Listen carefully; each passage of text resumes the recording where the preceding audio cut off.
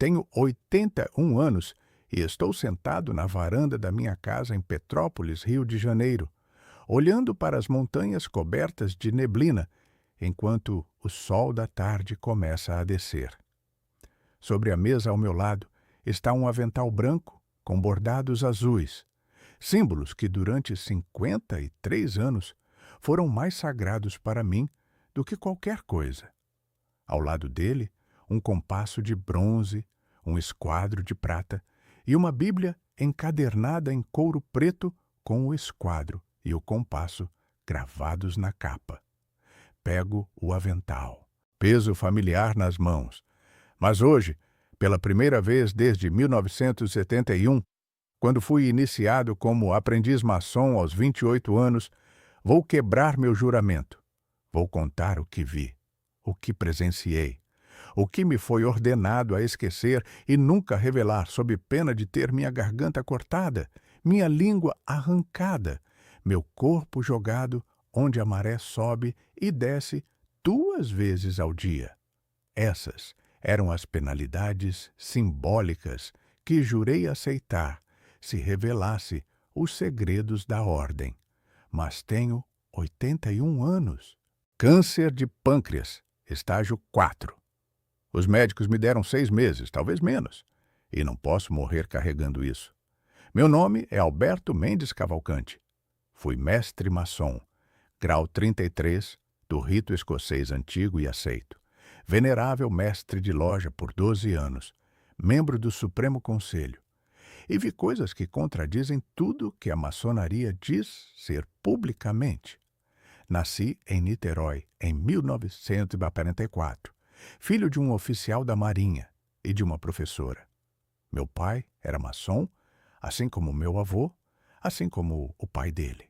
Era tradição familiar, herança passada de geração em geração desde o século XIX, desde os tempos em que a maçonaria brasileira estava envolvida na abolição e na república.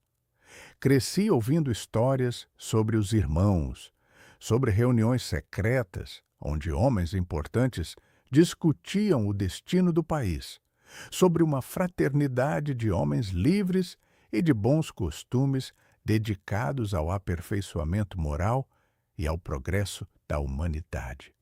Meu pai morreu quando eu tinha 26 anos, em 1970. No leito de morte, segurou minha mão e disse: Alberto, você é homem agora. Está na hora de continuar a tradição da família. Vou pedir que o venerável mestre da minha loja considere sua iniciação. Morreu 3 dias depois. 6 meses depois, recebi um convite formal, discreto, numa carta lacrada com cera vermelha. Estava sendo convidado a me tornar maçom. A iniciação foi em março de 1971, numa loja no centro do Rio de Janeiro, num prédio antigo que de fora parecia escritório comum, mas que por dentro era templo ornamentado com colunas, estrelas no teto, mosaico preto e branco no chão, altar no centro. Fui vendado, despojado de metais, com uma corda ao redor do pescoço, levado cambaleando pela sala enquanto vozes graves faziam perguntas sobre minhas intenções. Busca a luz? Sim. Está disposto a guardar segredos sob pena de morte? Sim. Foi teatral, foi arcaico, foi impressionante. Quando retiraram a venda, estava cercado por homens em aventais, alguns que reconheci, juízes, empresários, políticos, oficiais militares, homens de poder. Fiz juramento solene sobre a Bíblia, o esquadro e o compasso. Prometi nunca revelar os segredos da ordem. Prometi reconhecer irmãos maçons onde quer que estivessem. Prometi ajudá-los em necessidade. As penalidades por quebrar o juramento eram descritas graficamente. Garganta cortada de orelha a orelha, língua arrancada pela raiz, corpo enterrado na areia da praia. Nos anos seguintes, avancei pelos graus. Companheiro em 1972, mestre em 1973.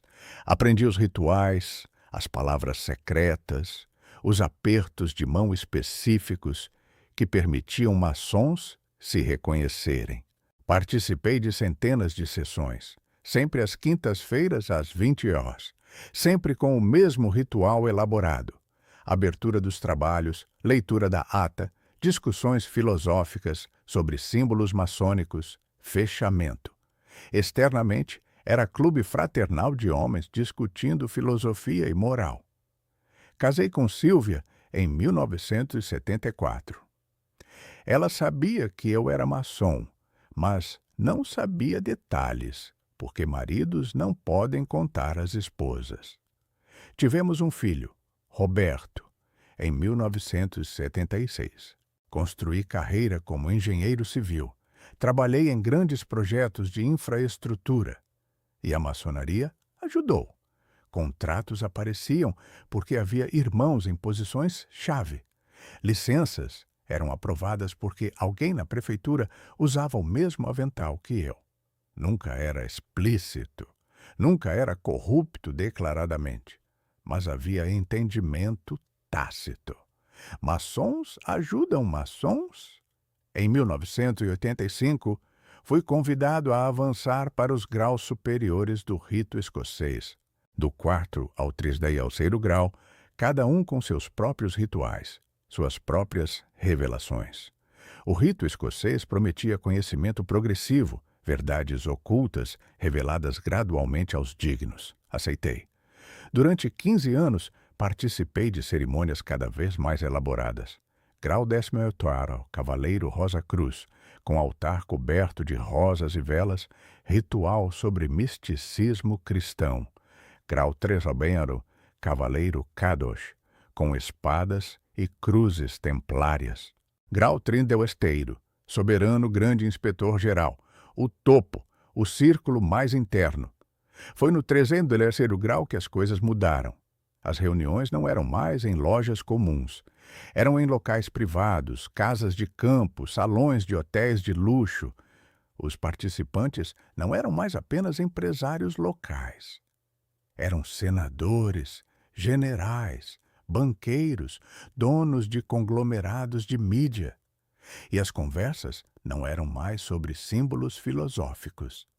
Eram sobre poder real, sobre políticas, sobre controle. Numa reunião em 1998, em Brasília, num salão privado de hotel 5 estrelas, presenciei discussão sobre eleições que aconteceriam em outubro. Havia 20 homens presentes, todos grau 3º, vindos de diferentes estados. O tema era coordenação. Precisamos garantir que nossos irmãos estejam em posições-chave no próximo governo. Temos candidatos nos partidos principais. Independente de quem ganhe, teremos influência. Não era teoria de conspiração. Estava acontecendo na minha frente.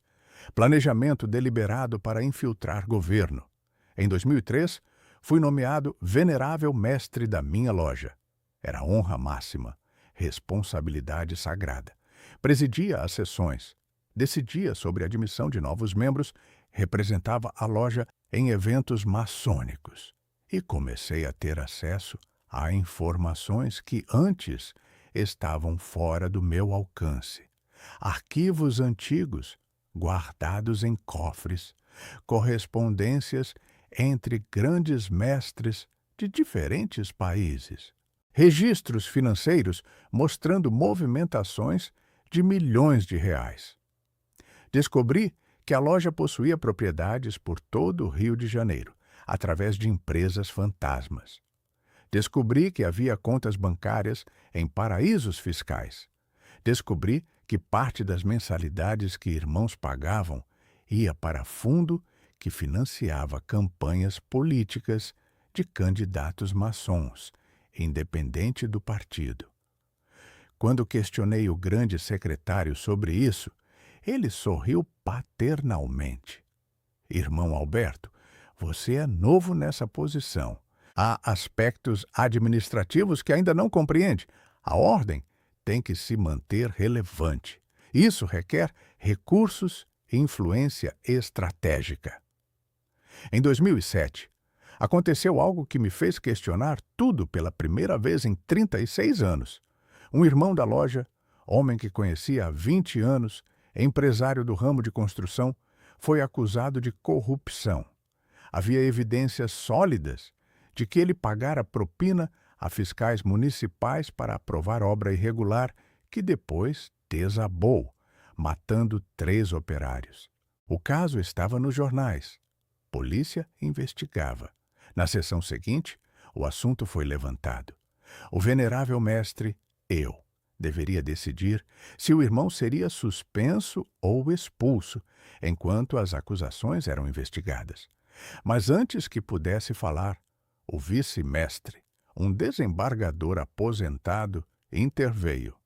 Irmão venerável, precisamos proteger nosso irmão. Ele nega as acusações. Temos obrigação fraternal de apoiá-lo, não de julgá-lo, baseado em narrativas da imprensa hostil. Argumentei que havia corpos, que havia famílias destruídas, que nossa obrigação moral transcendia lealdade fraternal. Fui voto vencido. A loja decidiu dar suporte total ao irmão acusado. Advogados maçons ofereceram defender gratuitamente. Irmãos em posições judiciais, nunca explicitamente, sempre através de canais indiretos, garantiram que o processo seria lento, cheio de recursos, eventualmente arquivado por prescrição. E foi exatamente o que aconteceu. 6 anos de delongas legais. O irmão nunca pisou numa cadeia. As famílias das vítimas nunca receberam justiça. E a maçonaria cumpriu sua promessa fraternal de proteger os seus, independente do que tivessem feito. Renunciei como venerável mestre em 2009. Disse que era por saúde, que precisava de tempo para a família. A verdade era que não conseguia mais presidir sessões onde rituais sobre virtude e moralidade eram seguidos por conversas sobre como proteger criminosos e manipular sistemas legais. Mas não saí da ordem. Não ainda. Porque sair formalmente como grau terceiro não era simples. Havia pressões, havia consequências. Maçons que tentavam sair publicamente descobriam que contratos desapareciam, que negócios falhavam misteriosamente, que reputações eram destruídas por rumores estrategicamente plantados. A ordem não prendia fisicamente ninguém, mas tinha métodos de garantir silêncio e conformidade.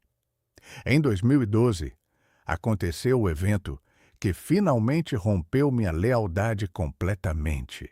Havia um jovem maçom, Rafael, 35 anos, iniciado havia 2 anos, idealista, acreditava genuinamente nos princípios que a ordem professava publicamente. Ele era jornalista investigativo. Começou a pesquisar conexões entre políticos corruptos investigados na Lava Jato e a maçonaria. Descobriu que pelo menos 12 dos principais envolvidos eram irmãos, muitos de graus elevados. Rafael apresentou suas descobertas numa sessão, argumentando que a ordem tinha obrigação moral de denunciar publicamente esses homens, de cooperar com investigações, de demonstrar que não tolerava corrupção. Foi recebido com silêncio gelado. Depois da sessão, foi chamado para reunião privada com grandes mestres. Não estive presente, mas soube depois o que aconteceu. Foi ameaçado, diretamente. Disseram que se publicasse qualquer coisa conectando maçonaria à corrupção, ele seria não apenas expulso, mas destruído. Carreira terminada. Fontes secas. Processos por difamação que durariam décadas. Você fez juramento, irmão Rafael. Jurou nunca revelar segredos da ordem. E os segredos incluem identidades de irmãos e suas atividades. Rafael teve medo. Recuou. Mas 3 meses depois começou a manifestar depressão severa. Parou de frequentar sessões. Parou de atender ligações. Em junho de 2013, suicidou-se. Enforcamento. Deixou carta dizendo que não conseguia viver com o peso de saber verdades que não podia revelar. Fui ao funeral. Vi a mãe dele destruída, perguntando por quê, o que havia acontecido com seu filho, que sempre foi tão cheio de vida. Não pude dizer nada. Meu juramento me proibia. Naquele dia, decidi que sairia, mas silenciosamente. Simplesmente pararia de frequentar. Me tornaria maçom adormecido, termo que usam para membros inativos. E foi o que fiz. Parei de ir às sessões. Parei de responder convocações. Eventualmente, pararam de me procurar. Silvia morreu em 2019. Câncer. Roberto mora em Portugal, tem família própria. Nos falamos por videochamada uma vez por mês. Estou sozinho. E em fevereiro deste ano, diagnosticaram meu câncer de pâncreas. Terminal. Tenho 6 meses, talvez menos, e passei as últimas semanas revisando minha vida, perguntando-me o que realmente importa, o que preciso fazer antes de morrer. E percebi que não posso levar isso para o túmulo. Não posso morrer, sabendo que organizações como a maçonaria continuam operando nas sombras, protegendo poderosos, manipulando sistemas, enquanto vendem ao público imagem de fraternidade filantrópica dedicada ao bem. Sei o que acontecerá quando isso for publicado. Maçons dirão que estou delirando, que câncer afetou minha mente, que sou irmão amargurado, inventando histórias. Dirão que a maçonaria é apenas organização fraternal, que não há conspirações, que qualquer má conduta é de indivíduos isolados, não da instituição. Mas eu estive lá.